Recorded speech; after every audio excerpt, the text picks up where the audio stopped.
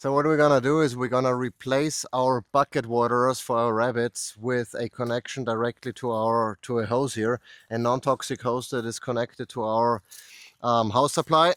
That is, and we have water from there that's filtered. We have a whole house filtration system.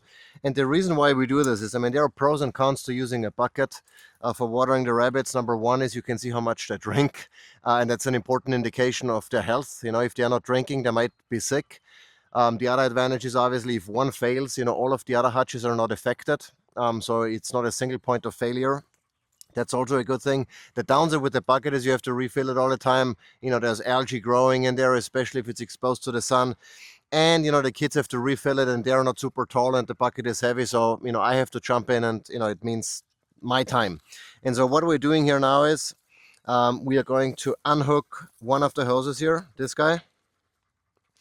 And we're going to attach a pressure reducer because the rabbit nipples can only handle like 5 psi or so.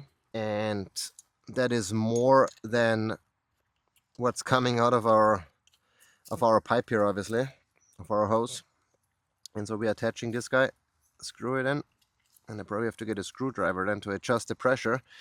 But next we're gonna attach this reducer here that we can use then with this guy. And the truth is, I don't even have to use the hose here. I'm just going to pull the hose from here.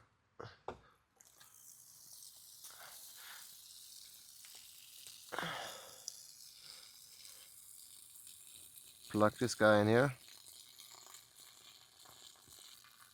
All right, and then I'm gonna get a screwdriver, reduce the pressure so it's closer to 0, like on this one for our chickens, and turn it back on and cross my fingers that everything works. So let's get a screwdriver.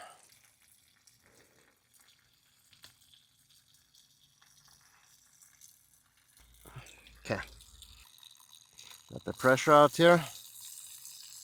And so we're gonna try now if this works with this one hutch. If it does, pressure still seems a little strong. So we might have to add another reducer in there. We'll see. But assuming this works, we'll hook in hose to go to the other hutches, and that should then do the trick.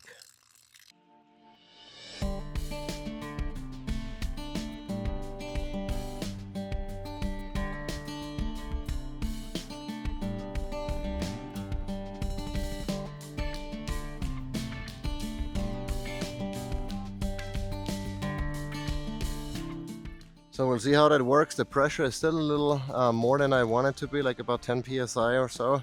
But the nipples seem to be holding up well. We'll monitor it. If it works, we're gonna connect it to other hutches, and then we should be off the buckets.